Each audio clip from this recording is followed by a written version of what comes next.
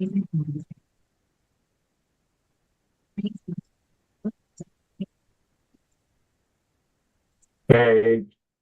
should be live now. Good evening. I'm Jerry McIntosh, and this is Our Voices, the People's Media. Tonight, we're going to address the stepping down of Joe Biden and to his endorsement of Kamala Harris. And we want to definitely hear from you and everybody that has something to say with what is taking place here. There's a great day for democracy. It's a great day for Kamala Harris and his country. But we'll go to our host, Mr. Derek Scott, who is with the Escambia Democrat Party uh, here in Escambia County. Uh, Jill Daggs, who is with the Democrat Black Caucus and treasurer. Bill Snow, who is the author of the great book From the Project to the Boardroom. We have Mr. Vernon Watson, who is you'll be watching this show on WBQP TV, Roku, Fire Stick, and YouTube, and other platforms that are out there. And of course, on my Facebook page. And also, you can go to www.themackintoshprinciple.com and click on Facebook, and you can watch the show. And we want you to like and share the show as well. But we'll get started. I'm gonna go to Jill. Good evening, Jill. How you doing? Good evening, everyone. Jerry, thank you so much. To Vernon, it's always great to be on the show. Oh, Vernon's happy too. And Bill, I wonder what you're gonna predict now. Like, I'm really ready for the conversation. I think first we should have a conversation about Joe Biden, President Joe Biden, and the sacrifice that he just made, that he put democracy and this nation ahead of where he was at, that the decision that he had to make, knowing all of the hard work that he has put in, knowing that he has done so much for us, that he said, despite all of that, I'm going to do what's right for our country. And I think before we even get into the amazingness of his endorsement of Vice President Kamala Harris, that we just have to give reverence to all of the hard work and all of where we are now, and how much of that is because of him for years and years, not just the past 4 years or his 8 years with Obama, but for years he's been in this fight, and for years he's given everything. For years he's sacrificed, he's lost, and he's still giving back to us. So if you don't mind, Jerry, I would just open the floor to let's talk about him first, and then we can roll into the phenomenalness of Kamala Harris. Yeah, I agree. Because for how long has he been in politics? Almost 50 years, about 50 years. And he have lost family members. And then a few years ago, he lost his son, Bo. He has been through a lot. He got elected when he was in his 30s. Well, he was almost too young to take the Senate seat when he was elected. He was barely 30 years old. And he's about 80, 81 now.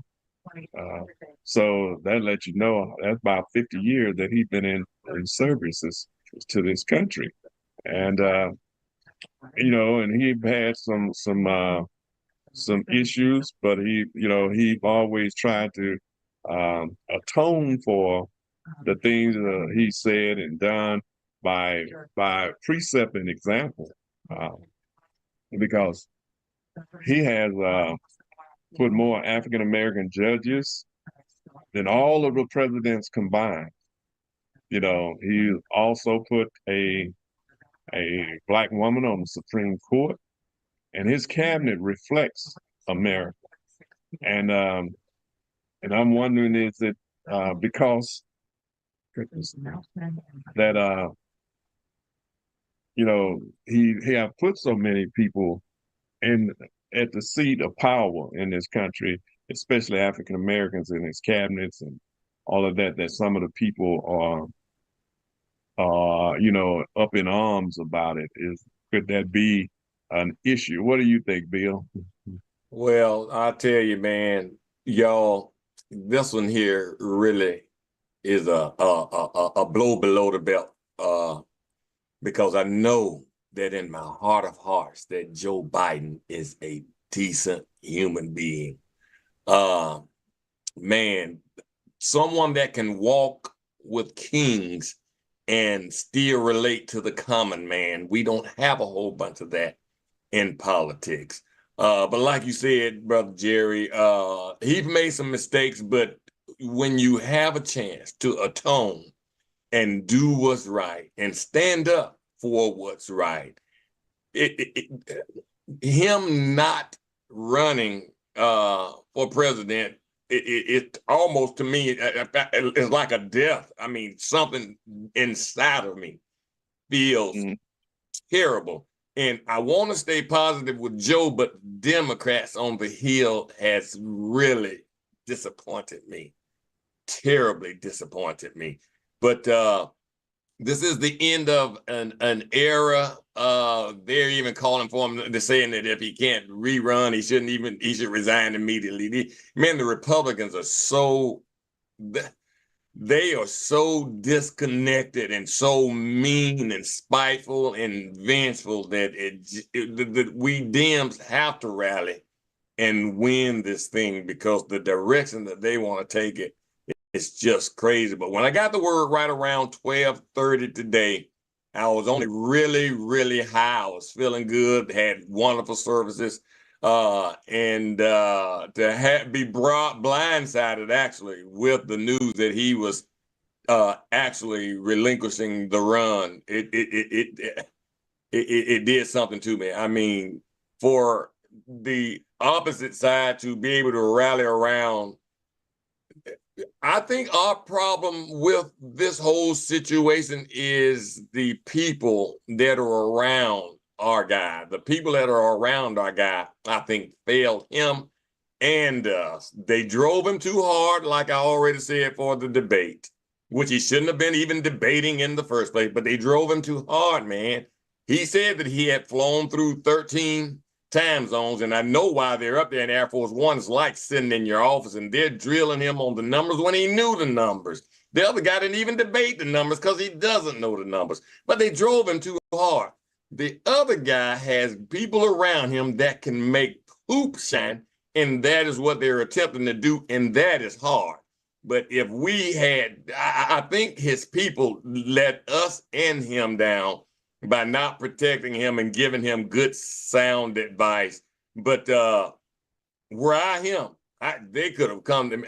I would not have given it up. I just would not have. I think Joe could win. I think if he had stayed the course, he could have won. Because I think, like the other side said, and like Joe himself even said, we're not going to let anything determine the outcome of the election but the people on November 5th. And I don't think that we gave him that fair shake in letting the people decide, because I do believe that the people would have reelected Joseph Robinette Biden. And you know, going back to what you said, that they was calling for him to resign. Who do they think was going to be the president if he resigned now? Right, yeah. Good point. Yeah, who was going to be the president instead of Kamala Harris? The thing that they're so afraid of, that, yes. Yeah. So, but the sad part about it, like you said, the Democrats didn't circle the wagon around Joe Biden because he had a bad night. And, you know, and it could have been they could have known something that we didn't know. While, You know? while you're right there, Brother Jerry, that might be a good strategic move for him to go ahead and hand it over to her now. Right. Yeah. In her run as an incumbent. Might be a pretty decent strategic move. Yeah. So it's something going on. When I got the hint was when Nancy Pelosi. Yeah, said, you're right.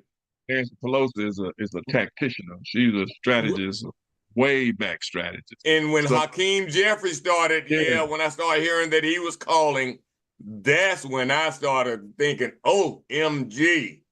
Yeah. I kind of figured something was going on then.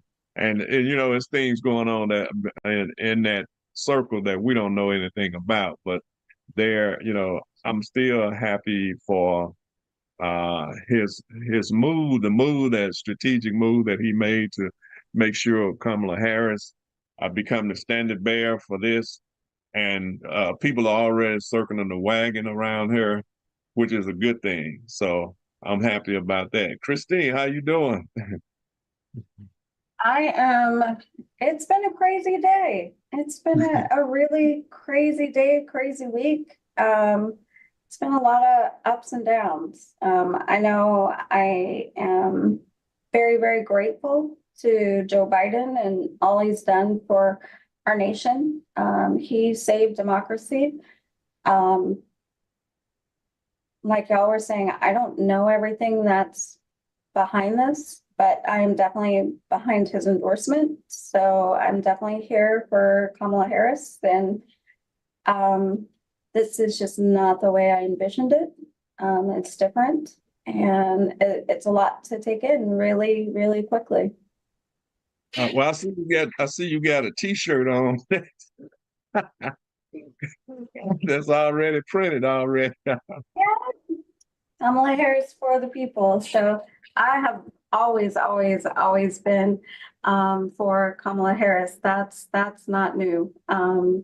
Even when she ran the last time, and then I was on board with tons of others. When we saw that she had suspended her campaign, trying to get all of her supporters on with Joe Biden. So there was a big online push, and I'm proud to have been part of that. I'm proud to support her then, support her now, and also give thanks to Joe Biden for all he's done and didn't have to do. So he is truly, truly a remarkable individual. So, I know Derek said he had some of the talking points that some of the things that Joe Biden has done, and I know we're going to go over some of that.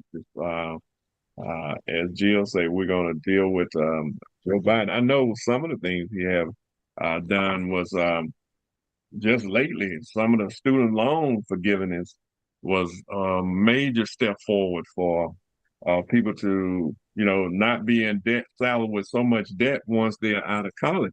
College everywhere else is free except here in America, except in private institution overseas in the Western world. So, Jerry, I have the list or a list to start. And then maybe when Derek gets on, he can do the second page because there's 2 whole pages of information on all the things he did. So we'll start with he brought down inflation while wages and incomes are on the rise. He lowered health insurance premiums with health insurance rates for Black Americans at 90%. He capped the cost of insulin at $35 for seniors. He's fighting for homelessness and lowering housing costs, cracking down on price gouging by corporations and hidden junk fees, cut Black child poverty in half, extended free health coverage to Black women who have been given birth from 2 to 12 months, and fighting to lower the cost of childcare, elder care, and preschool. And then I would say, I'm gonna let Derek do the second half, but if you look at all of those things that I just stated, and all of that, not only did Biden do it, but VP Kamala Harris was right there with him. So what he stands for, she stands for. The fight was done together. He gets the credit as president. She'll take over and continue the credit, but that was teamwork. Most of our Democratic presidents get along well. Look at how Obama and Biden got along and the things that they were able to accomplish. This is just going to be a continuation. This is not going to be, oh, does she stand for this? Or, oh, does she stand for this? She stands for exactly all of the things that they have accomplished over the last 3.5 years. That's what's going to happen. And I think for me, I think I just watched Chair Freed had a call, and she had some powerful people on there, and some of them were in tears, like they were broken because of the love for him, the fight for him, that they have been voting for him since for those that were old enough, way back when, and then those that were in the younger generation were like, you've always Biden all the time, Biden. But I really think about the sacrifice for him to run in the first place. Like, he didn't have to, and we needed him. And he said, okay. He could have said, no, my family, just too much. And he didn't. He chose us yet again. He chose democracy yet again. So I think for anybody other than the Republicans, which I don't have an answer for, to think that he should stop at this moment. No, he's our president. He's the one that's going to keep it going. He's the one that's going to make sure that you still get all the fabulous things that he's done and nobody else lets that fall to the side. And he's going to help propel Vice President Kamala Harris. And that money just transfers over. They just went over everything. And just as I was thinking, I know that had to be a very difficult decision because he's a fighter. He continues to fight and he's not giving up. So maybe the better way to look at this is he didn't give up. He just chose us. And how many times, who do we have that chooses us? Us, everybody. Black, white, purple, pink, Asian, gay, straight, whatever. He chose democracy. That's all of us. And he didn't have to. He could have said, no, Bill, I'm not going to tell you he couldn't win. But what I do know is that we couldn't keep the narrative going. Right. We couldn't have donors say they're not going to this or not going to that. We couldn't have people trying to speculate and try to figure out what to do, although we have to figure out what to do now. But all of that was just, we've been in the news for a month. They never give us this much coverage, ever. Right. So now we're going to get, so in some ways, this is going to help us because that's going to be the conversation. And right after that, it's going to be Kamala and what she's going to do, or Vice President Kamala, what she's going to do. So we're back in the news. So we have to take this momentum, execute it, utilize it, and not give up. But I will tell you, the road ahead is difficult. And if we told you before you needed to register to vote, you absolutely need to not just register, but you need to make an active plan of how you're going to come and bring all of your friends. Derek, I think, has a 10. I think the FDP has 7. Some people have 5. I want you to bring 100 because that's what it's going to take. I need you to go find as many people as possible to make sure that they understand. Now, you complain because Biden's too old. Guess what? Kamala's not too old. That was pretty much the excuse. The complaint. It wasn't that he wasn't doing this, it wasn't doing this, he's just too old. So young people, and I'm talking to my kids and everybody else, young people, Grandpa Joe has put it on your shoulders. And what he said is, okay, I'm in this with you. I'm hearing you. I'm listening. Democracy's on the line. So I'm going to step aside so that Kamala can take over. And I expect, need, want, beg, implore, you must register and go vote. You talk about the homeless, and the Supreme Court hand down a decision a couple weeks ago that homeless people could be put in jail for being homeless. So, and he was fighting for the homeless to have shelter, to have a place to go. So, yeah. And then birth, you talked about, birth. Well, Black women have been suffering and dying from childbirth for years now. And it's a lot of things that has been done to help alleviate some of that struggles they go through to bring children into the world. So yeah, Bill, you was about to say something. Yeah, I think I'm becoming optimistic. I believe that I mean he's been in the news cycle since the debate. I mean, so I think this has actually galvanized the base. Like you said, so some $24 million in 5 hours has been collected, but I really do, because those young folk, we all know that we had an issue there. My granddaughter that I was telling y'all I've been back and forth with sent me the news break when it broke. Maybe those young folk now will rally around Kamala, and we can pull this thing off. So we've got a formidable opponent in Kamala. She is worthy of the office.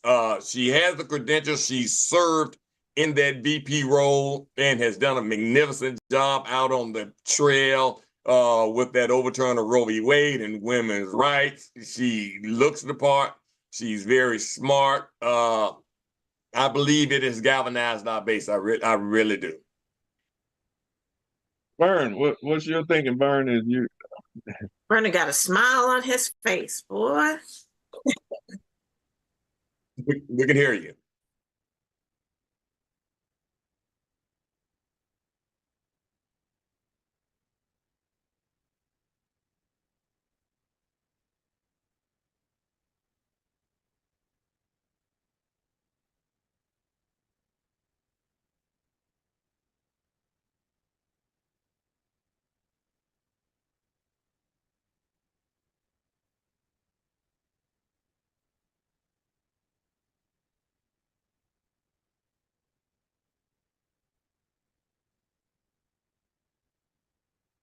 go ahead?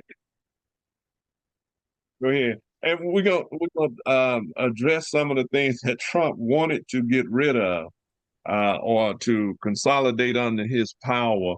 We want to talk about. He was saying he want to purge 50 to 100,000 people from the federal government that are civil service people, civil service workers rather, and we all know that federal government employ more black people than any other companies or any other major company in the world. It's done by federal government, state governments, city governments. That's where we are mostly employed at. And if you go to purging, you know who's going to be purged. They are, and he said they're going to demand loyalty from everybody else for that. He's talking about disrupting the Homeland Security. Your voice went, your mic went, Jerry. Your mic went. It's gone? Yeah, well, you're back. You're back. When you lean forward, it may be pulling something. Okay. Yeah, he's talking about doing away with Homeland Security, disrupting the intelligence community, media agency. He wants to take over. There you go. Agency for international development. He wants to get rid of that. He wants to disrupt the Department of Agriculture. He wants to make that smaller than some of the other things. His Department of Energy. He want to get rid of that. Environmental protection agencies, and he definitely want to get rid of that for the big corporations so they can pollute anywhere they want to. He want to cut back on Department of Housing and Urban Development, Department of the Interior, Department of Labor and Labor Relations agencies, Department of Transportation. I mean, when you go through all of the things that he want to cut back on, Veterans Affairs, Department of Commerce, Department of the Treasury, they want to really totally disrupt the whole of government. The Federal Reserve, you want to get rid of that. Small Business Administration, Security and Exchange Commission. When you go through the stuff that this dude is talking about getting rid of, when you cut back all of these agencies, think about who work in a lot of these agencies, you know, and that's what people are not realizing, that it's a whole lot of Black people working all these agencies, and some of them are heading up these agencies. And you know, and I know under the White House, you become a part of the cabinet, but the agencies are always there. Even when the cabinet member, you can move the cabinets out, the cabinet heads out for the next president, whoever he want to put in. But all of the rest of them underneath there stays there because they're civil service or they are unionized. So it would definitely do damage to us. Go ahead, Christine. No, I would just add thank you for pointing all that out. I would just add to that really sounds like Project 2025 if we look deeper into it. It is fun. I mean, that is exactly what they want to do. I used to live in Prince George's County, Maryland, right over the edge of DC. That for a long time till just recently, the last 5-6 years or so, was where you had the highest amount of where black folks earn the most money across the nation, hands down. And a lot of that is due to what you just said. You know, one, there's a lot of HBCUs around there. So you've got Howard, you've got Bowie State, you've got University of Maryland Eastern Shore. So you have a lot of HBCUs, but also the ability to work for the federal government and have decent wage. And that's what a lot of folks just don't understand. And it's not just there, that goes everywhere, just like our military does. You can be a civilian and be, sent one place and then another place. But that is one of the most stable jobs you can have. And to hear somebody who says that they're going to do all this for jobs, and in the first statements that they're talking about is cutting thousands and thousands and thousands of jobs that are primarily, oftentimes, worked by Black and brown folks with decent salary, decent wages. Go ahead, Jim. I'm just going to be funny. That's because he's opened up all our new Black and brown jobs. So we have to get out of the Black and brown jobs we have so that we can do the new Black and brown jobs after he sends all of the immigrants back home. He's going to move us out of our jobs. We'll need jobs. And he thinks then we'll say, thank you, because you've alleviated us from our real jobs and given us new Black and brown jobs. Yeah. And the peach orchards and, and the potato fields and picking peas, beans, and restaurants and housing and doing roofs and construction and those working at hotels. And mind you, not owning any of those things, only working in them, not being able to unionize, not being able to own your own business, not being able to do any of those things. And he said he was gonna. They are in their project. They're gonna close the schools in DC. I mean, what is that saying? If you close the schools in DC, that means the children got to go to school somewhere. That means people gonna get up and leave, and that's a purge without saying we want to purge all these Black folks out of DC. Because if they can't go to school, they're gonna go where the schools are at. And they know that means people gonna get up and leave. Go ahead, Christine.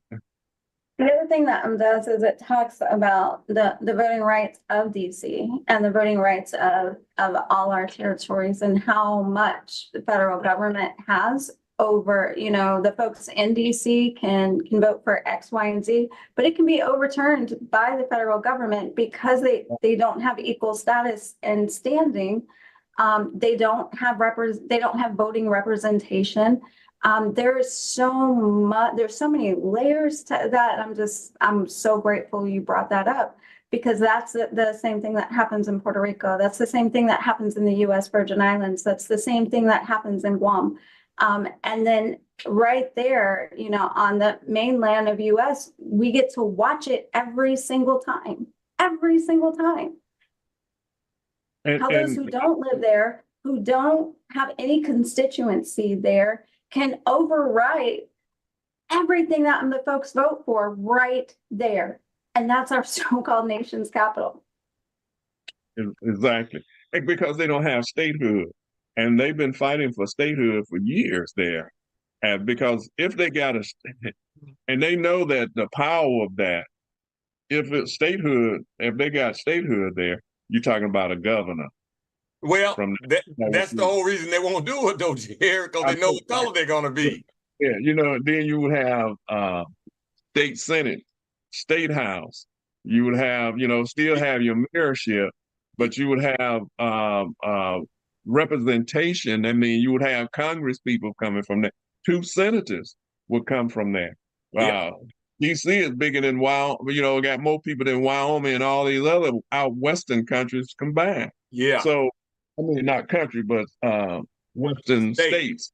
Yeah. So taxation without representation, you're absolutely right. There's been an ongoing deal there in DC, but they know, I don't care how you draw the gerrymandering line, what they're gonna get. So that's exactly why they don't want it. Will not. But that's terrible, though. It is. It is. The That's people terrible. that Congress can overturn what their budget. They can overturn everything that they do. You know, you can set a budget and Congress don't like, oh, we're gonna overturn your budget. You know, if we don't like this, we're gonna cut your funds off. You know, your funds have to go through us.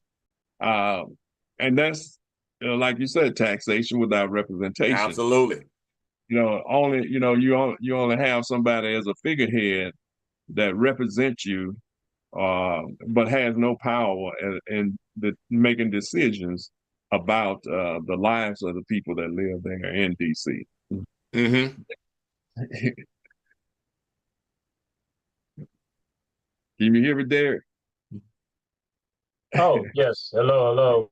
Good evening, everybody. Sorry, I apologize for my tardiness. We had an event today, and just have to, I don't want to come on looking like I've been outdoors all day. Wonderful event too, man. Boy, I'm smelling them turkey legs now, boy. I'm gonna get down when I get off. Yeah.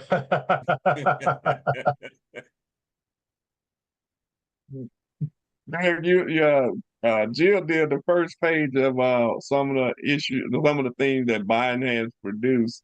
So we waiting on you to do the second page of Biden's accomplishments. The one file. Yeah, okay. Give me a second. Yeah, I can do that. I didn't want to take everything away from you, Derek. I wanted to say thank you for thinking of me. I appreciate it. You are super thoughtful.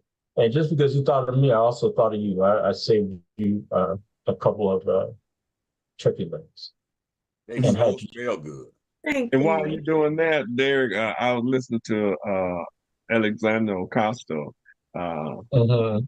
She was saying, you know, that people was talking about moving Biden, but they was talking about some was talking about moving his whole administration, including Kamala Harris.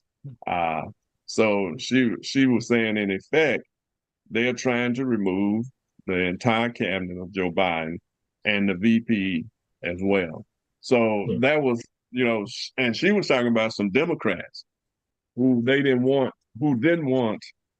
Kamala Harris to become the standard bearer for the 24 for this year for the presidency. So, but it looked like they lucked out. And in the first place, they should sit down and shut up, you know, because they weren't elected as president. They should have left things. They could have squashed this thing overnight, but they wanted to, you know, keep this going and keep it going. And there were those who have ambition to be president, but the thing about it, failing to realize if we lose this election, we lose democracy, and they wouldn't have had a chance to win no way. Either way, we would have been the loser. Everybody in America would have been the loser because of them and because of their shenanigans that they were doing. And knowing this man is an existential threat to the well-being of this country and definitely to us. And then when you read that part about deporting, they saying they were setting it up so they could deport people anywhere in the country where if they thought, they wouldn't have known whether you was a citizen or not if you didn't have your papers on, so they could have deported you. Mm.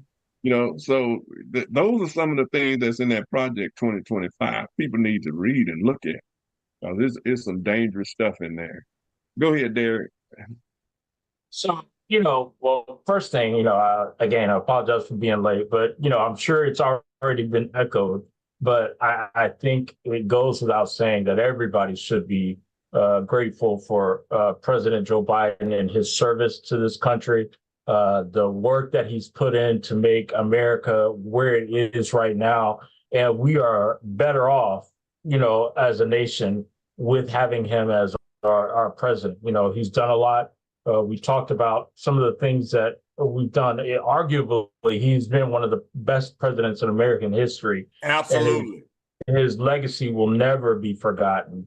When we look at some of the things that we talked about, he's turned our economy around. He guided us out of the COVID-19 pandemic and rebuilt our crumbling infrastructure and restored America's place on the world stage. That's just, for starters. And that's something that all Americans can be grateful for and proud of.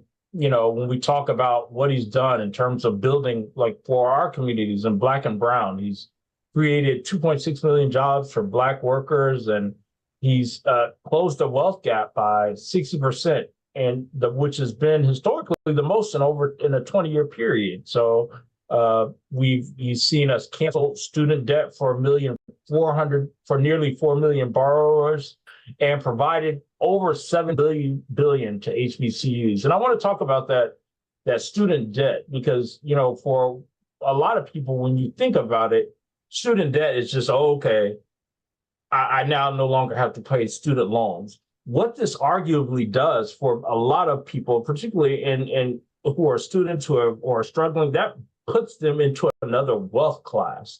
You are able to afford more of a home than what you may have been able to afford. You are allowed creating generational wealth by being able to purchase properties that you haven't historically been able to qualify because of the student loan debt that has been holding people down. So that is something that we can arguably say has been absolutely phenomenal and noteworthy for his administration. When we talk about HBCUs, I'm certainly a proud graduate of the University of Florida.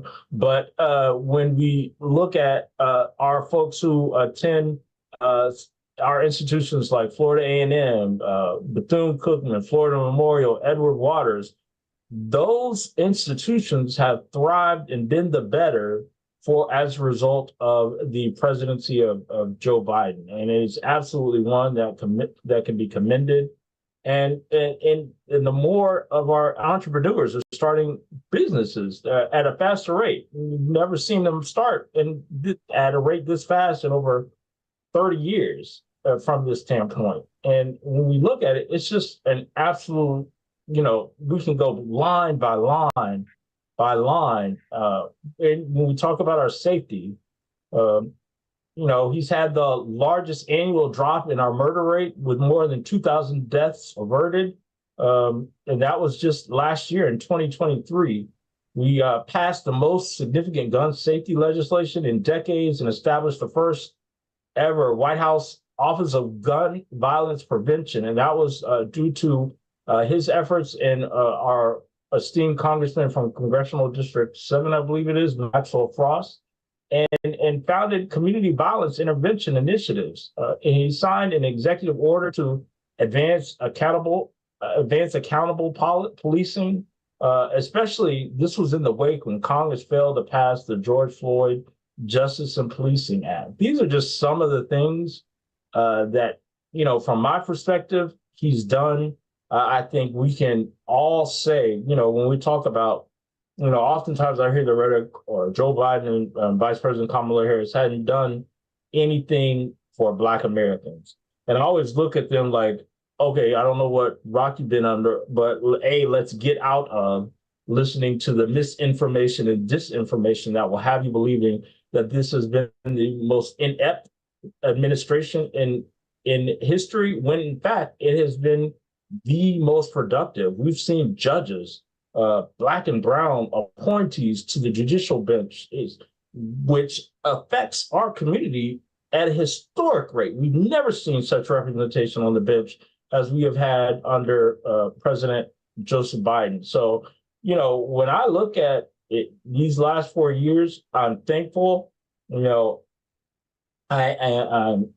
saddened that he won't be continuing, but I applaud his ability to put the country over his own personal interest and over ego, and making sure that all Americans are better off by having a Democrat in office and not turning over the White House to Joe Biden.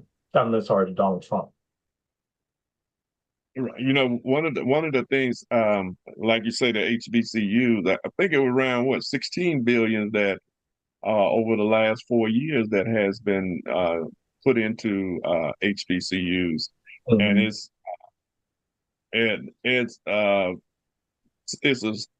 something to say that somebody cared enough about, and that means that the people that was around him, and this is why it's so important to have people at the table at the seat of power in this country, so they can advise him on things that are happening in other communities outside of just the white community. And this is why it was so important to have Joe Biden. Joe Biden have created more jobs in this country than in the last 4 years that has been created in the last 50 years. So that says a lot about what they have been doing for the country and making sure that the country is effectively running properly. But the other guy, he want to destroy everything that Joe Biden and Kamala Harris has brought to fruition in this country. This dude said he gonna change everything on day one, and he's.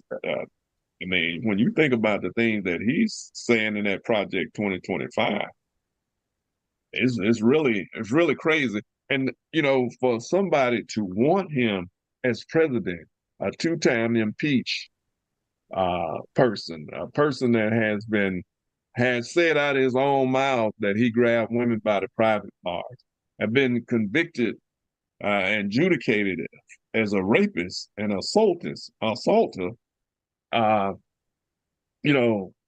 He pushed insurrection in this country, and people are still going to vote for him. He got 34 felonies and more to come. And then, the judge that he appointed, what's her name? The one here in Florida. The one that just threw out the documents cases. Document case, yeah. Ellie, yeah. When you think about that, those are the kinds of people you want on the courts. But everybody else that come through her court, she can convict them and put them away. But this man had documents that should have never been outside of a skiff. That was top secret, and some of the most top secret documents in the world that anybody could have had gotten their hands on. And he had people from all kinds of countries, just like he had this guy over there the other day from Hungary, at his place over there. So it just show you how inept it really is. And corrupt. Yeah, corrupt. Yeah, go ahead. Go ahead, Bill. Go ahead. No, I was just saying and corrupt. I was just adding that to the ineptness. So I'm going to share something, but I'm just the messenger. Okay. I'm just the messenger. So I was having a conversation. I have to say that beforehand because I had to call and find out, like, what did you tell me? So I could get the story straight. But I'm just the messenger, but I think we need to talk about it. Derek, don't come through the TV. Um, so I was talking to my daughter and people her age. So imagine 18 to 25. And there is first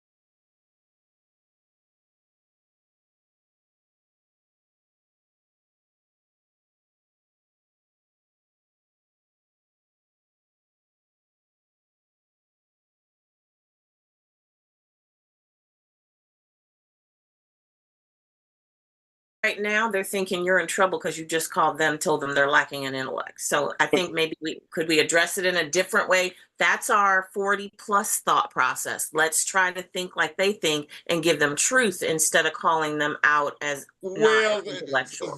Because I'm tough just telling you, love, Bill, they hear that and they tough, don't vote, we lose. So we can't go the way we tough, used to go. We can't. We can't afford to man, lose a black single one card, of you them. have got to be kidding me. Hey, she said it. I'm sharing it so that we know. Ain't no sweet way to put it that something's going on, man, in their psyche, man.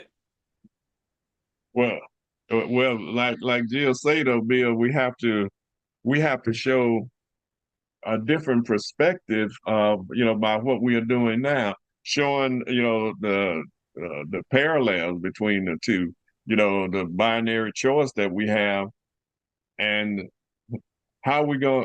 We have to tell the story. Somebody have to tell the story. Hey, this is what this man is doing, and this is what has been done by Joe Biden, but this is what Trump intend to do, and it could put you out of work or your mother or father out of I work, or somebody Vernon has his hand up. And I know, I know, it's hard, but go ahead, Bert.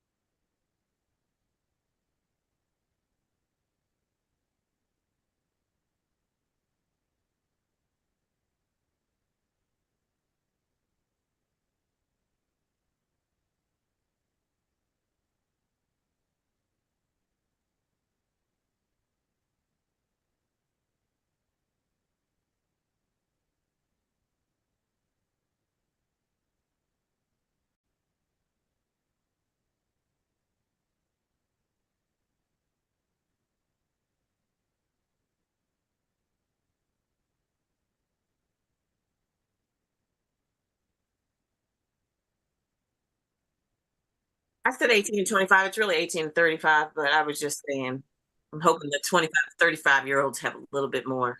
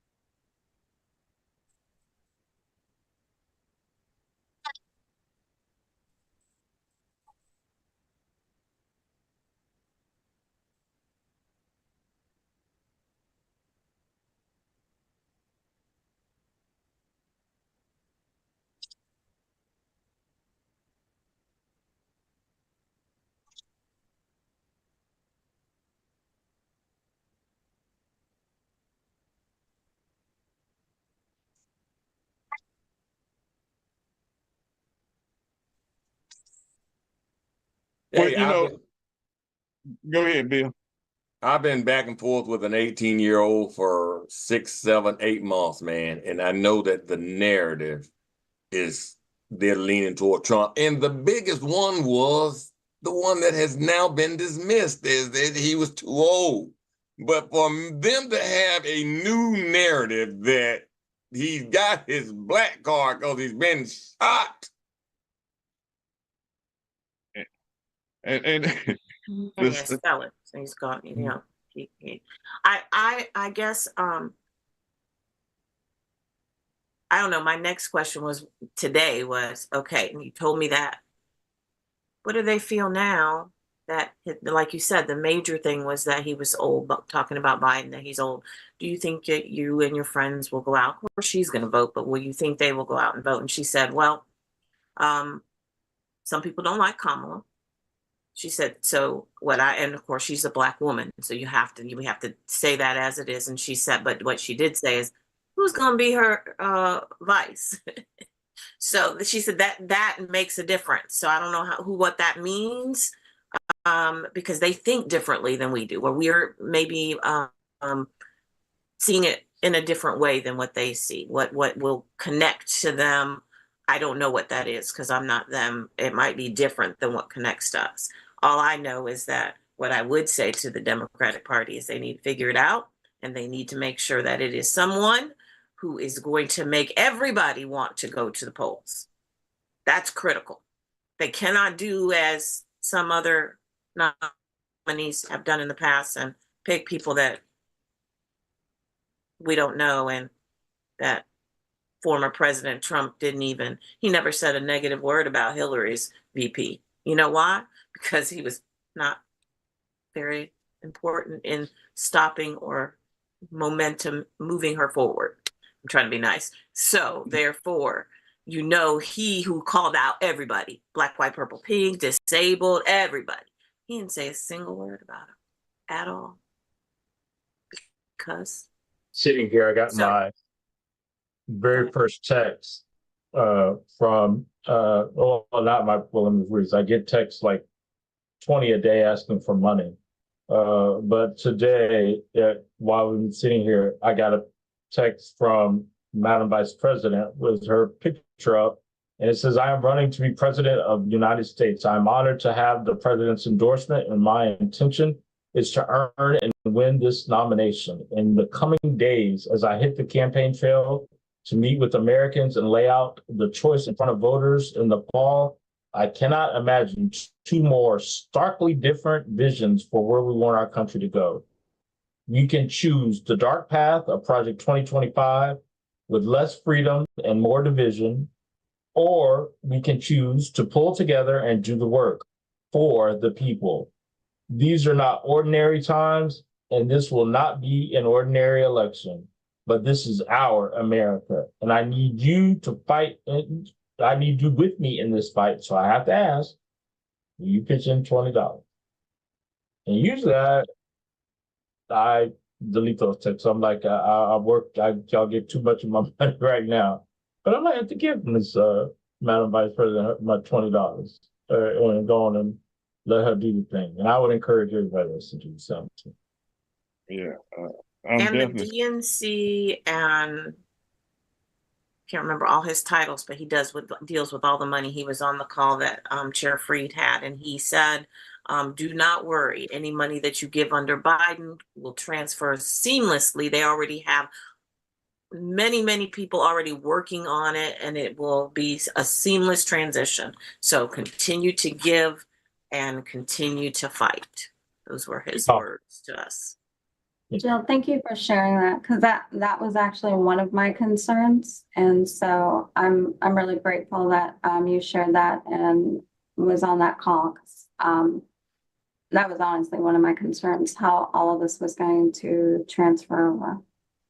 He spent about 5 or 10 minutes. He said, I'm not going to get into all the financials, but I need you to make sure that you understand. And that call was a complete all call for really delegates. There were some caucus clubs and DC chairs on there, but it was a delegate call. And they were rallying the Florida delegates to hopefully by tomorrow to go ahead and cast their votes. Collectively, they have a petition and everything to say that Florida is now we love Biden and we are taking his endorsement and moving forward 100% united. So look for that from Florida. Hopefully they will make that happen and other states will do the same.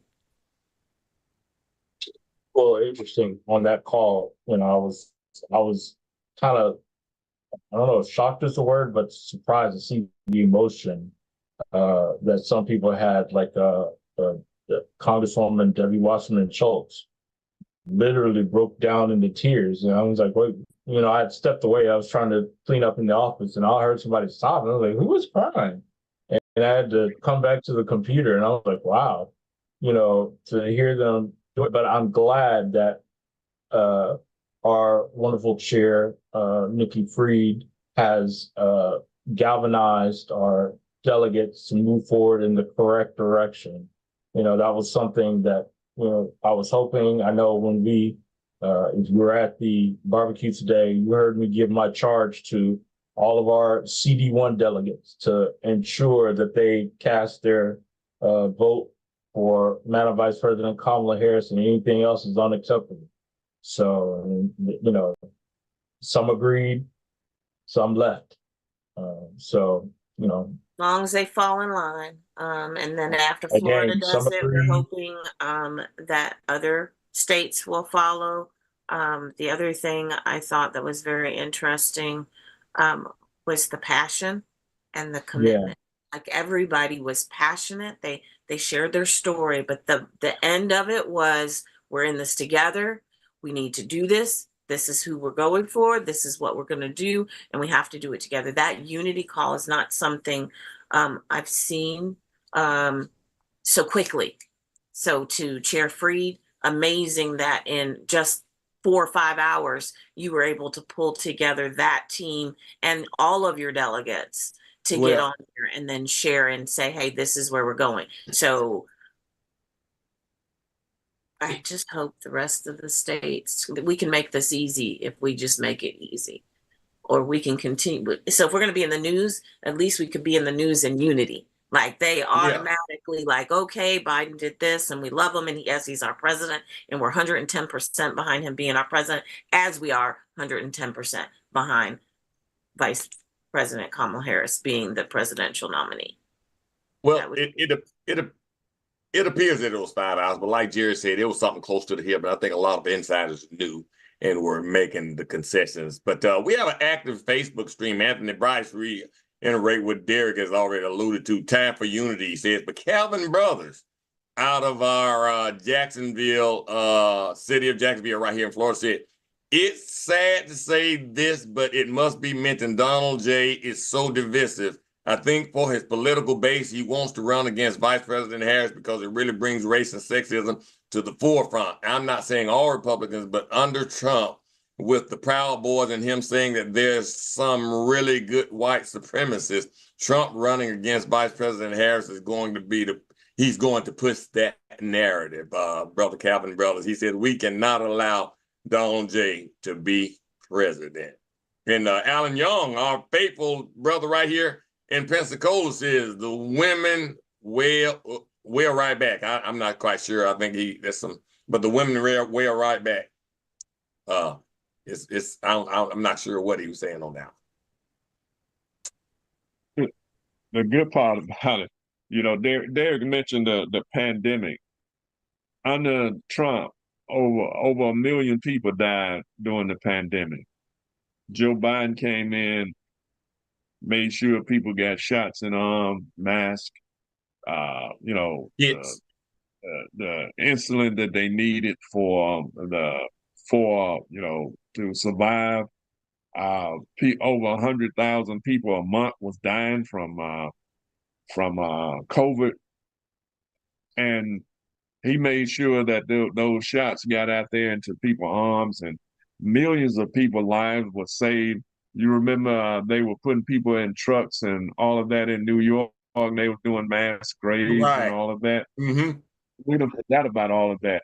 All Yes. of that happened because he disbanded the rapid response program that President Obama and Bush put into place for infectious diseases around the world. And I know y'all remember the Ebola virus. Yes. President Obama sent the people there so the Ebola wouldn't cross the ocean and come here. He sent the people there, and they was working with Doctors Without Borders and all kinds of scientists around the world to stop Ebola. I think one person in America died from Ebola, and it might have been the person, one of the doctors or something of that nature. I'm not totally sure on that, but I remember one person. But it was people dying overseas in mounting numbers, and they sent people and vaccines and everything else to shut down that Ebola. And when you go back to when Bush looked at the possibility of diseases that was coming in that might affect us, he put this in place immediately. And also he gave like $14 billion to the people in Africa for the AIDS virus. So, you know, there were people doing some great things, but when he came into office, he disbanded all of those rapid response programs that they had for infectious diseases, and then discredit the people that were fighting, like Dr. Fauci and even the CDC and the Food and Drug Administration. He was demonizing them because they were, you know, and made it almost impossible for them to do their job properly in this country. And that was unfortunate that so many, it should have never been that many people died on his watch because he was so Incompetent. Yeah. Go ahead, Vern. Hey, I thought you were getting ready to curse him for a minute. When we think of all of the accomplishments that Derek and Jill read of this guy, let's make sure that we remember that he accomplished all those things in this short 3.5 years, and 1.5 years of that was taking care of the American people with that doggone COVID thing. That's awful impressive, guys. And I just go ahead, Christine. I just want to point out, Bill, what you just said about, you know, Trump really trying to turn out white supremacists and what that's going to look like going up against Kamala Harris. She has always stated there is more that unites us than divides us. You know, she has been a leader in criminal justice reform. As a prosecutor, later senator, she was a vocal advocate for criminal justice reform, particularly addressing issues that disproportionately affected Black communities. She supported efforts to end mass incarceration, eliminate mandatory minimum sentencing, and promotes alternatives to incarceration. Her support for HBCUs, also having been to an HBCU, she consistently showed support for HBCUs, co-sponsored legislation to provide federal funding to support infrastructure improvement at HBCUs, and has championed increased funding for institutions. Voting rights, she's been a strong advocate for protecting and expanding voting rights, recognizing the historical disenfranchisement of Black voters. She supported legislation to restore the Voting Rights Act, fought against voter suppression efforts, worked to ensure fair and accessible elections. And economic empowerment. She has worked to address economic disparities faced by particularly in the Black community. She supported policies to increase access to capital funding for minority-owned business, advocate for affordable housing initiatives, and championed efforts to close the racial wealth gap. For maternal health, I don't know anybody who has been more out there and out front leading the way for that. She's been a leading voice in addressing racial disparities in maternal health outcomes. She's co-sponsored legislation to address the high rates of maternity mortality among Black women and worked to improve access to support prenatal care and support services. When we look at her for education, closing the educational opportunity gap, expanding access to early childhood education, promoting STEM education, and even here in our area, all she did in the Biden-Harris administration, and along rural areas to make sure everybody has adequate internet.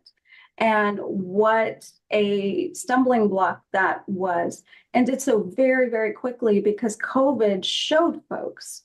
Jill. You didn't have to stop. What I was going to say is I think that's what Bill was saying. All that stuff you just read, it is just prove his point. Yeah. That is why, because she stands for all of that.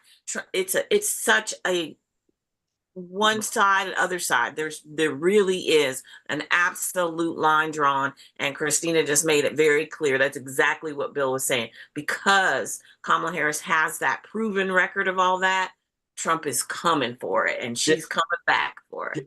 Calvin Brothers out of Jacksonville actually said it, but he's so right. This is red meat to a lion. He cannot help himself simply because of skin pigmentation. It's who he is. He will make this about race for sure. Yeah, with all of those wonderful accomplishments, might I add. I mean, she's no doubt qualified. She's articulate, very intelligent. And that would be the debate right there, because she's going to call him on it. Joe's a little slow on calling him on it because he wasn't feeling well, but she will call him on it, I promise you. That would be the debate. And his followers will ignite in that. That's all he's going to do. Remember that the reason, I can't even explain why he is the way he is, but what I can say is he knows his lies so well, they are his truth. They're lies, but they're his truth. So you can't get him wrapped up in it. Even as she's coming at him, he'll be like, yeah, and then because he believes it. She's just going to be able to show it. What I believe will happen is she'll be able to show people just how deep he is in it. Like, I don't think he'll debate her. I don't either. I don't think he'll debate her. I think he will use his ear as an excuse now. His people are smart enough to not let him debate her. So all I want to say is, Go ahead, Kristen. all I want to say is, Kamala Harris has prosecuted pedophiles. Kamala Harris has prosecuted rapists. Christina, he's been prosecuted. I'm just saying. She gonna prosecute him. I'm saying, she can lead this charge, and I am, if he does debate her, please, everybody is invited, because I want to see that. That's what I want to see. And then, he won't. I don't think he will. The thing about it, but Christina is right. She can prosecute the case before the world and before the American people. Absolutely.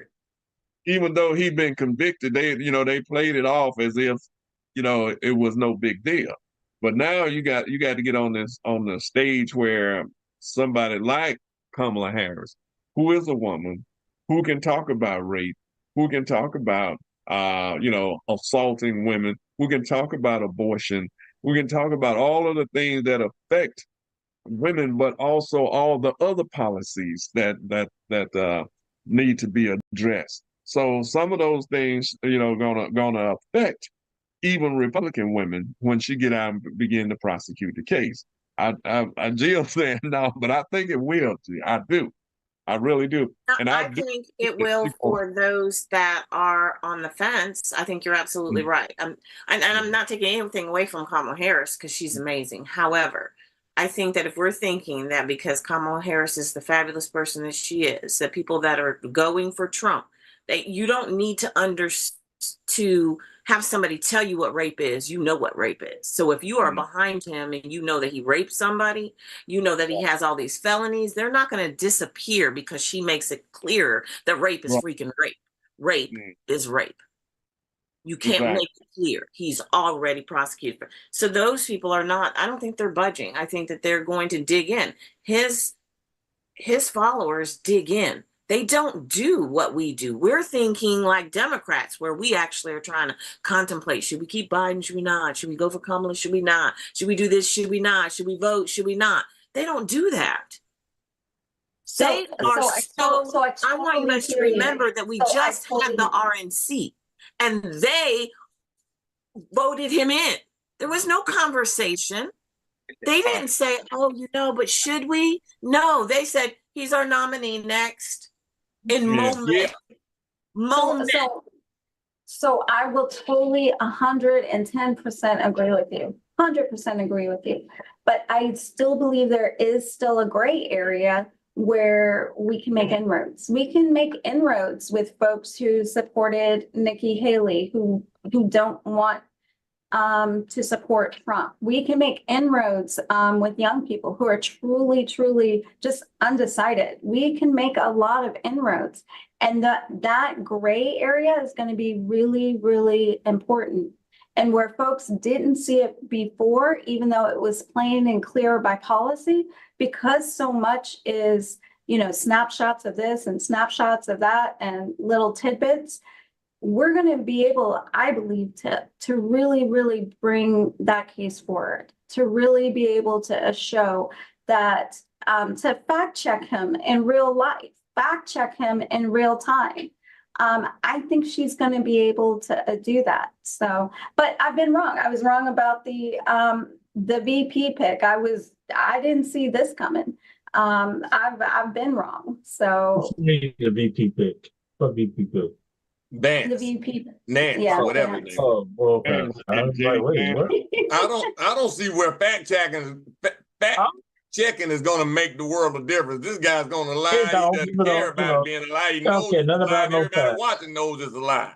They don't care nothing about facts. And I'm still trying to figure out how you put your two lists together to say that those people who supported Nikki Haley might support Kamala Harris. In what world is that going to happen? Nikki Haley cosplayed as a white woman.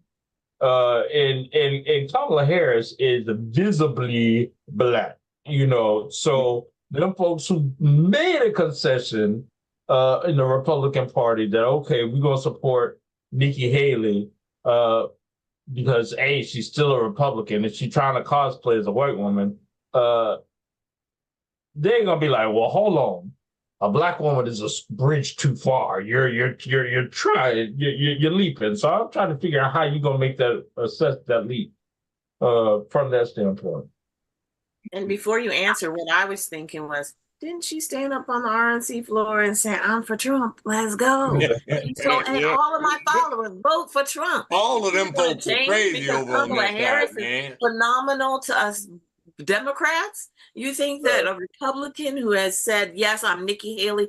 I mean, think about us. And so sometimes I think that we want so much. Now, Christina, don't get me wrong. There are people that are in the gray. The gray is not what we're talking about. You said Nikki Haley's people who are all the way for Nikki Haley, who's now all the way for Trump, that we could somehow get them to what? Turn the channel? Yes. Because remember, the bell has been rung. The bell has been rung. They are not flipping. They know now, probably more so than if Biden was running, that they got to do everything possible Because there is no way in the world they're going to let a black, not that we can't counteract that, not that we can't make it happen, but in their minds, this is, if we don't stop this now, a black woman Democrat is going to run this country. That's what they're thinking right now. They were, let Biden stay in. I mean, the one guy, I mean, they had a couple of congressmen that were like, oh, they can't do that. It'll be terrible for them because they didn't want Kamala. You're right. They don't want her, but that's not making their people turn. Their people aren't like some other people who still have to decide who should be the nominee.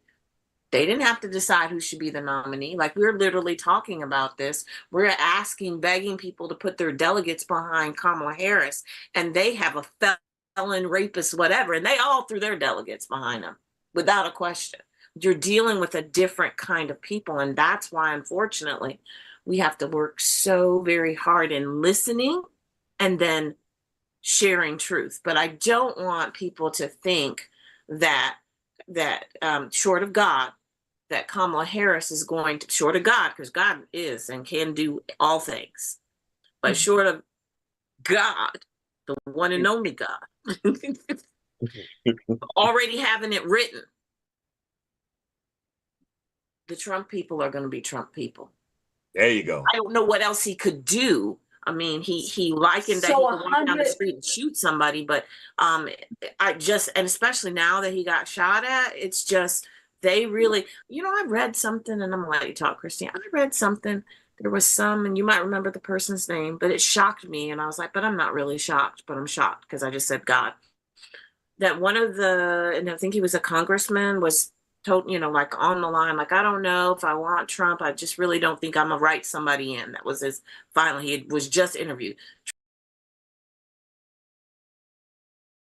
Trump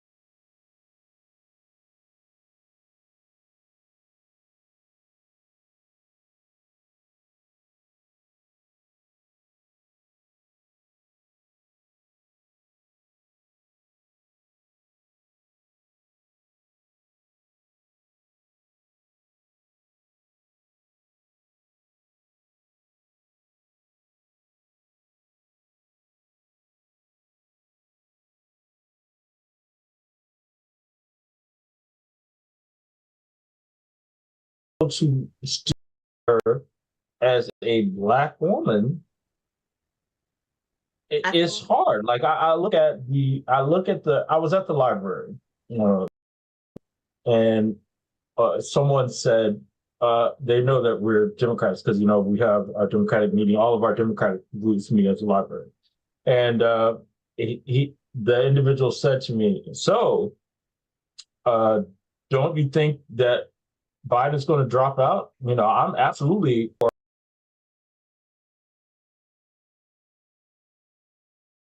pick as long as it's not Kamala. That was what the individual said.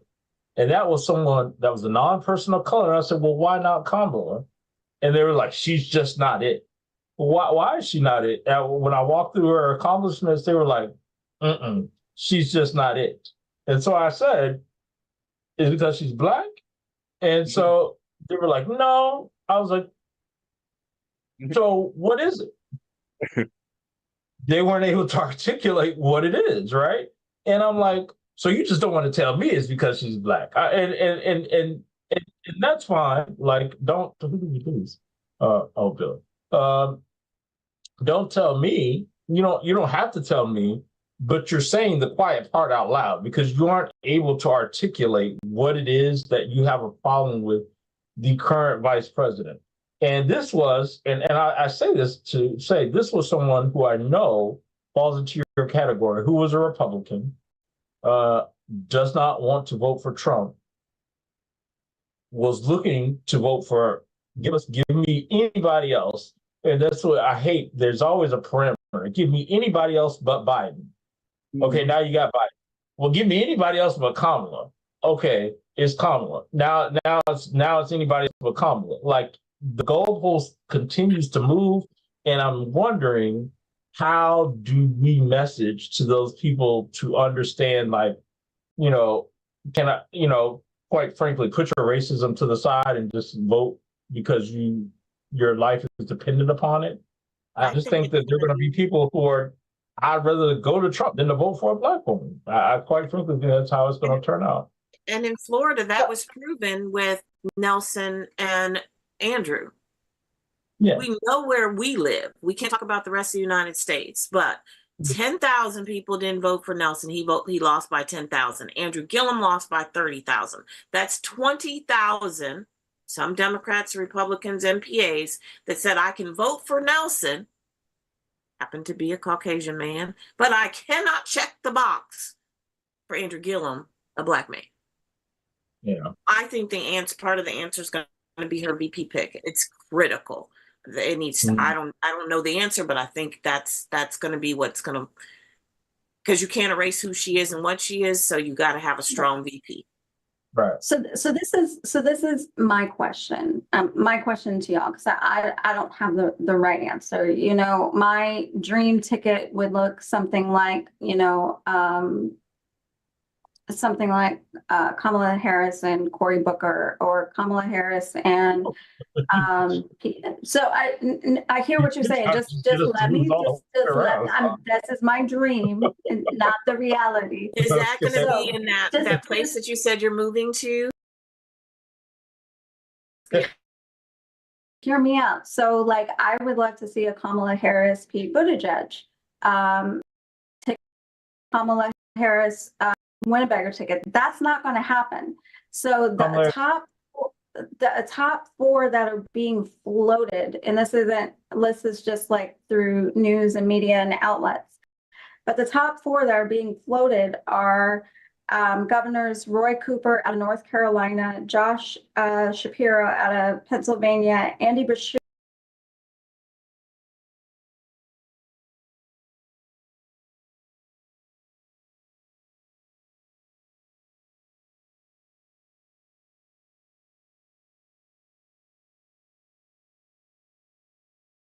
of what is now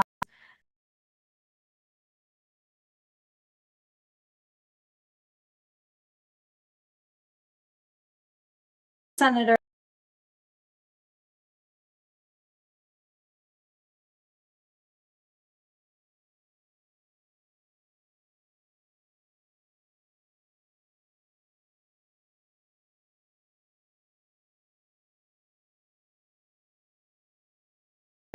usually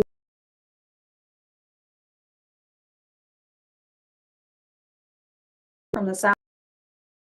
If this is about stirring excitement, do we really,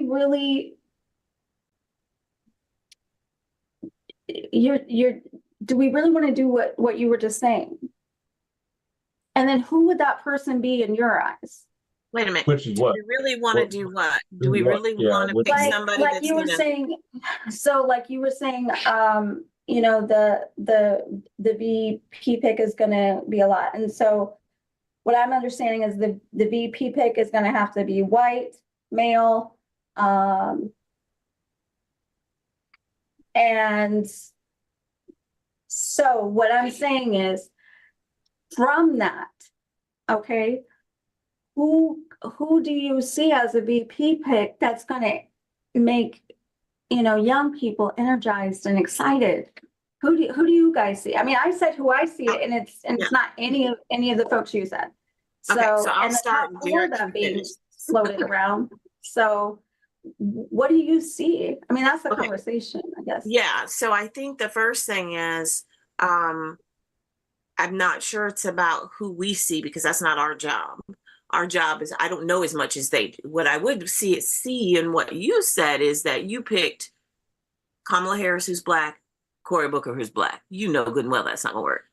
Kamala Harris, who's Black, and Agreed. Pete, who's Agreed. fabulous, and I love him, but he's LGBTQ, and to them, that's all in that same boat. Black, brown, LGBTQ. We all love each other. With a, you know, it is what it is. So I'm just saying, you're thinking that a ticket that's going to be an automatic no, we can't give them that. So we have to. I'm not telling you that the person's going to galvanize young people, but they have to strategically look at this. They have Yep. to. There's no other answer to it because So how do you do that and not wait a get a minute, campaign? Hillary Clinton I guess lost that's where I'm like, because she picked the wrong campaign.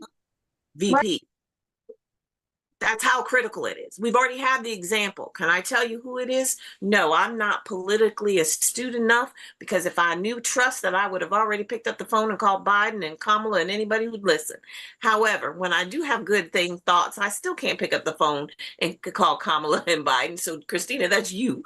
However, in this case, all I'm saying is that it is absolutely critical that they get her nominated, and then they literally look through it. I mean, you loved Kamala, but when Biden was choosing his vice, he had a lot of great people. He really did. And that's what they need to have is a lot of great people. And then they need to say, okay, Trump has Trump and he has his entourage, his soon to be takeover, make sure that MAGA lives on forever. That's him in Ohio, Florida, Ohio. That's what they have. So what counteracts that? You've got Kamala, which is going to pull a lot of people, but what counteracts that? That to me is a strategic something that I am not qualified to share the answer to. But maybe my good friend Derek will be able to do that. But I know I can't, but I know it's critical enough because I remember even in some of the local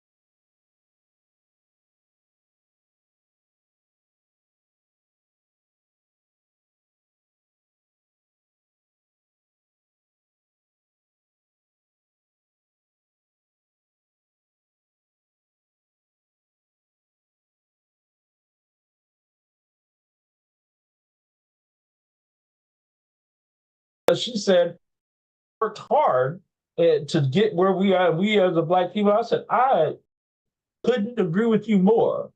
However, it's not about where we are, it's about what people are going to vote for. You don't So, set yourself up just to make a statement, you know, like I want to use an example that just happened recently where Black people gave folks some false hope, but I'm not.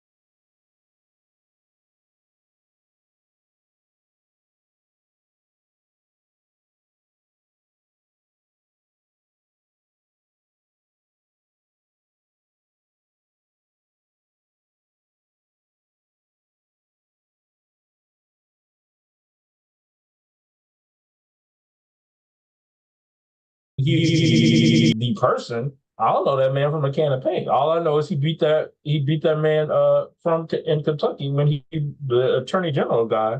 That's the only thing I know about him. So I can't tell you if he's great or good.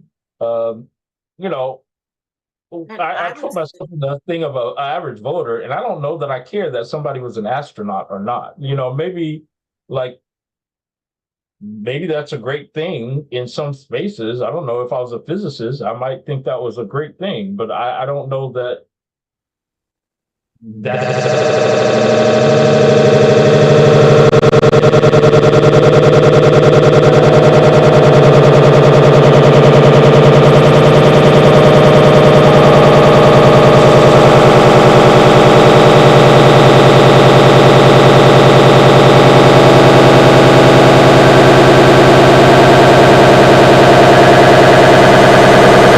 Kamala. So they did. So I guess, like my dream ticket, my dream scenario would never, ever happen, ever, under any circumstance. So what is a dream ticket you guys think that would actually be a great ticket and still move young people off the couch? Jesus coming back tomorrow. I want to go to heaven. That's where I want to go. That's my answer. Well, my dream ticket would be Westmore and Kamala Harris. Westmore out of Maryland, who is the governor. But that would be my dream ticket. But we know that, two Black people on a ticket together is, and the other person would be, the other person would be the governor of Michigan. the woman, Yeah, Gretchen Whitmer. Gretchen Whitman. Yeah. So I think we got to get out of this utopic No, what is wonderful to have, and talk about what is electable. Yes. Let's clarify what dream ticket is. Dream ticket is not in our own spaces. Right. That Yeah. is No, I was just saying that would be my dream ticket.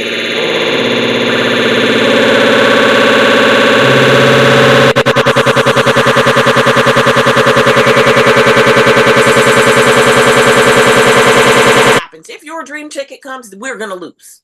So I need your dreams not to come true right now. Just right this moment. Not ever, but just right now. Because we would lose. There's no way that they're going to elect not one, but two Black people. Come on, y'all.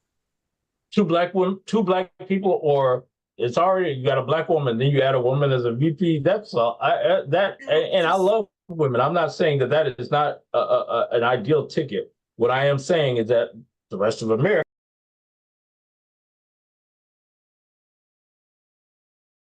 fighting chance to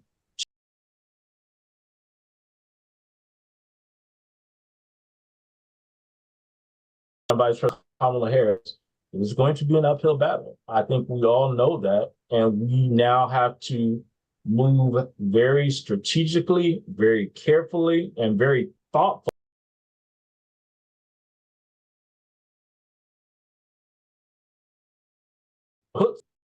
You know, I don't know. I don't know the pool of eligible white men. I don't know what they are because, you know, so if the vice president has to be a white man, there's no ifs, ands, or buts about it. Like, I know we would like to see all these, oh, it would be great to have, it would be great. It's be a white man. Like, I'm just, you know, that's not, for those who might be watching, that's not internalized racism. I'm not self-hating. I am just trying to get us to a point of electability for the rest of the demographic. And the American demographic connotes to be a white man. Now that we have Madam Vice President. Yeah, unless Bill has, because you know he has that inside scoop. So unless Bill has the answer, what I'm going to say on behalf of Jill is that I hope that our future president, Kamala Harris, is not waiting for at least Jill. I hope to God she knows more and has a better strategic plan than what the knowledge for. But Bill, go ahead. I sure wish I had an inside deal on this one, but I don't. But I will say this. Whoever the VP pick is, it needs to come from a swing state. Rose Shelby Williams on our live Facebook stream says Obama is calling for an open convention. Also has been rumored that Joe Manchin is putting this product to get changed back to a Democrat and put his hat back in the ring. I'm not in favor of an open convention, but these are some of the rumors that pundits are talking about. Rose Shelby Williams from my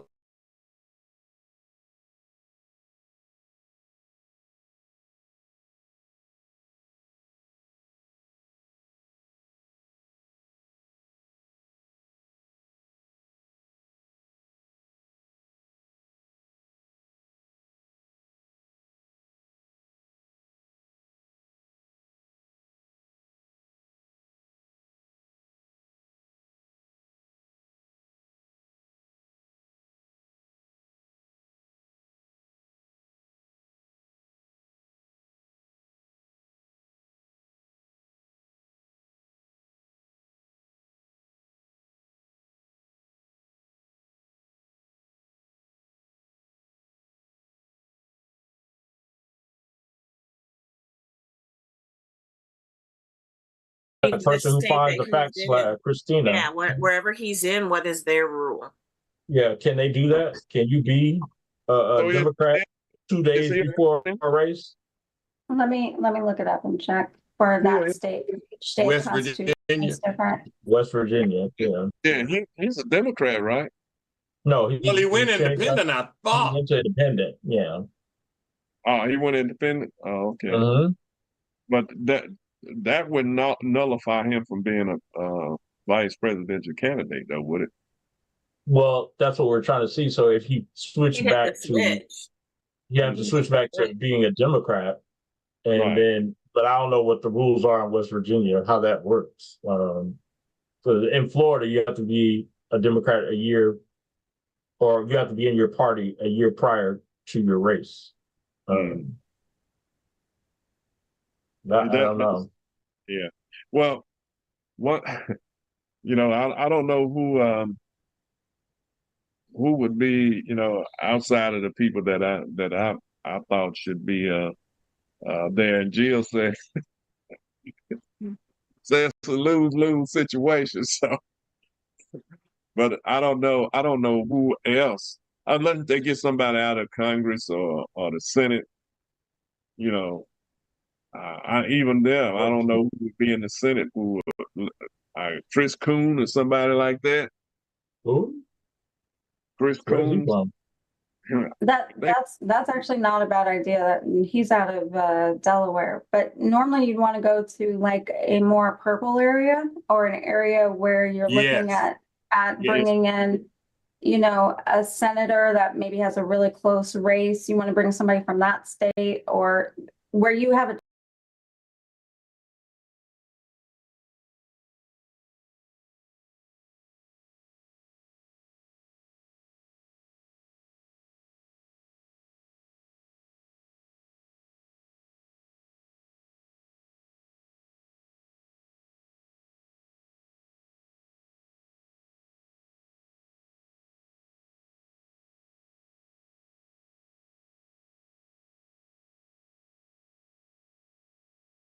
be. Yeah, I thought Vern, I was gonna ask Vern, but he.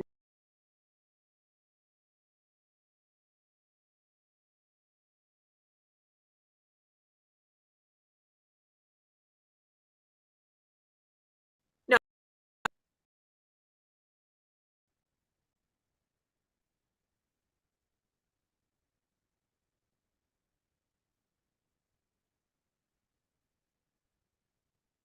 Okay, I just really wanted to know what your thoughts were, and then you didn't get to share with us in the beginning because you were doing technical difficulties. You said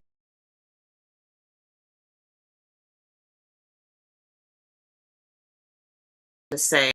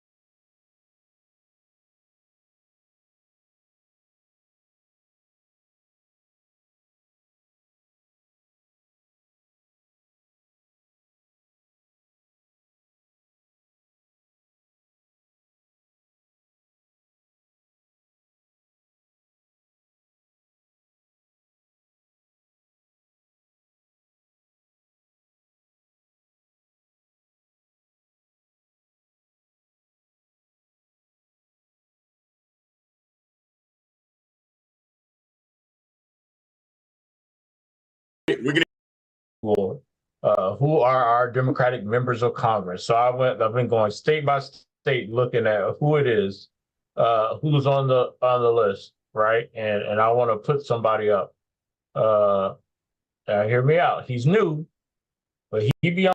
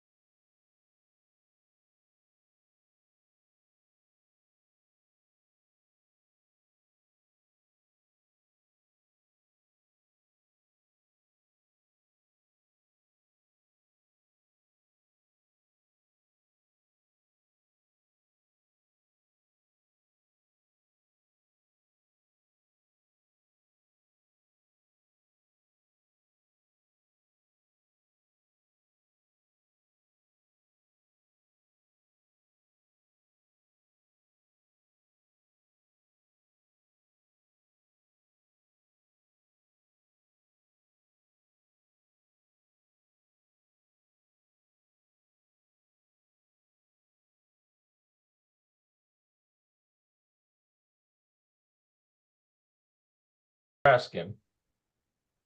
So they'd have Yes. to like take him away and take her away and just say, Amy Raskin would be a good pick. And I actually don't disagree with your first pick. Reason being because Florida is in play and has been in play. And so, we were on a call and the DNC person said that Florida is not, didn't he not? Derek, he very clearly said, Florida is not in play, but he called us something else. We're like a transition state. He said, Florida's not in play, but this will make us high up on the transit, whatever his word is he used. So I just want everybody to know we're in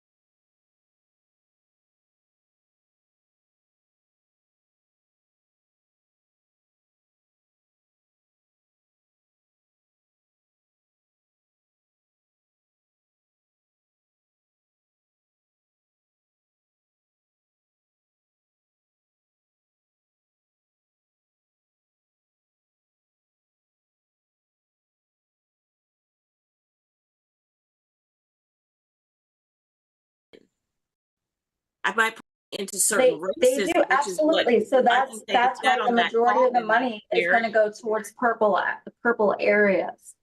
But what I'm saying is what Derek just said, it's not a bad move. It's not Oh, a I'm bad not move disagreeing that at it's all. And it moves us more, it moves that needle more. And so we get more of a spotlight. We actually get, we need as Democrats in this area. I know this is not a political but we actually get more help and more funding that we need. And as Democrats, when we have somebody elevated to that level. So Derek, let me ask you a question, because I'm not disagreeing. I'm disagreeing with Florida, but that's just my own personal thing. But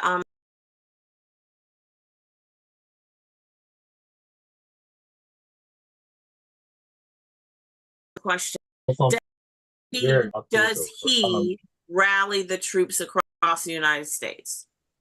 So Because what I that's will what we say, have to do. I don't know what that I'll say is that Jared Moskowitz has a lot of viral moments that resonate with young voters, right?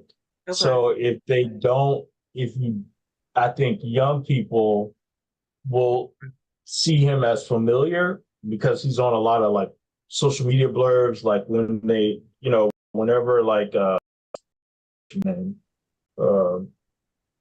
what's that fool from Georgia? Marjorie Taylor Greene, whenever she has something to say, he always annihilates her in the most articulable and professional way that makes her like and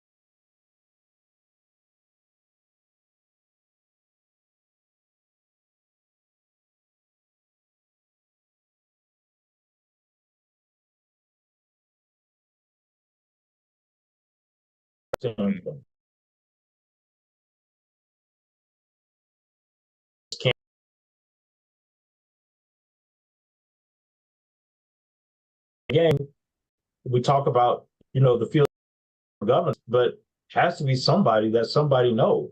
Just can't be like random John Jones. And So so you don't maybe think we don't say, maybe we right now try to figure out who, but we try to make sure that our compel or our cry to everybody is vote, register, share, and anybody that has delegate, what is the word I want to say? That if you're a delegate, we'll just go that way, that you're hearing from the Florida constituents that we want come. Because right now we're sitting here trying to pick her vice, and she's not the nominee yet. So we need to maybe structure more on that, and then everybody go and research. And next week, if we want to have this conversation, we can do better than. Although your people are great, Derek, because I told you if they're waiting for me to say, I choose Jesus always. So. The people of Escambia County, this whole week has been filled with people calling my phone starting at 6 o'clock in the morning. Random people. I'm like, okay. And don't get me wrong, viewing audience, I love hearing from you. Don't mistake that. I absolutely love hearing. But yeah, if we can call it 7 o'clock, that might be a little better. But that has been the number one question. Like, I had people telling me Biden absolutely has to step down. I had people telling me, no, keep Biden. And I love that you all think that I have the ability to reach out to President Joe Biden and tell him what I think. I absolutely love that. But it's been interesting. We'll wait to see how it goes. But to Jill's point, the only thing that we can do is register, vote, and again, as we talk about this, we're paying attention to but there are down ballot candidates that need just a top, and they are going to be counting on you to engage and get out and make sure you support. Yeah, I was going to say, go ahead, Christine. I just real quick to answer your question about Manchin, everything I looked up says that if he switches back, he could be chosen as the vice president. However, that's me doing 5 minutes of research and not digging deep. The other thing I want to say is to anybody that is a Florida delegate, please, we need to be united. I know Jill was saying that Vice President Harris. Jill, you were saying that who is the person that is saying that Florida is not in play? Who is saying that? So, and I don't, yeah. So here's the thing. So you have to look at what in play means. And so I don't want anybody that's watching, listening, thinking that Florida is not important. Every single state is important. Every single state. And in Florida, they know that we are up against a lot. And so anything we can do to make sure that Florida turns purple, it stays blue, where depending on what county. If you're in a red county, that's what needs to happen. We would like to think, I mean, Jerry, we're just being honest, we'd like to think Florida's in play, but really look at what's in Florida. You've got Trump from Florida. You've got DeSantis from Florida. You've got Rick Scott. You've got states, and there's a whole bunch more. To be in play, we need to be overly registering voters. To be in play, we don't need to be we need to be on one accord and accept everybody, even in our red counties. So know that what goes on in our counties, that Florida chair knows, and because some of you went to the DNC, they know. And so we might not be in play because of some of the tactics of others and some of the racism. So what you talking about? Who are you talking about? I said, who are you talking about? Just to be honest, we live in 4 counties where racism lives quite within our own party. And it is unfortunate that you cannot I'm gonna say a We have statement that was 1 made. minute. You got 1 minute? Okay, then we'll say it Yeah. next week. Next week, be Okay. ready. No, say it now. Go say it now. He said he's got 1 minute. It's Oh, his show. sorry. Go ahead. Yeah, I'm gonna share one book. Allow me to report a black guy's guide to the Constitution, Ellie Style. So I'm gonna just do one book tonight because it's 8:59. I'm daring gonna put it back in your hand. Well, again, I will say we are happy that we were able to join you this week. I think we had a break because we had quite a lot going on last week, but we're happy to be with you in such a pivotal time, time, whatever the word is. Sorry, but we thank you so very much for joining us tonight. Please make sure you join us next week. We will get back to having some of our local candidates and talking more about this, along with Project 2025, and hearing from our candidates. We thank you for joining us this evening. Have a great night, and we will see you same time next week. Take care, Good night, everybody. everybody. Nice. And then, we might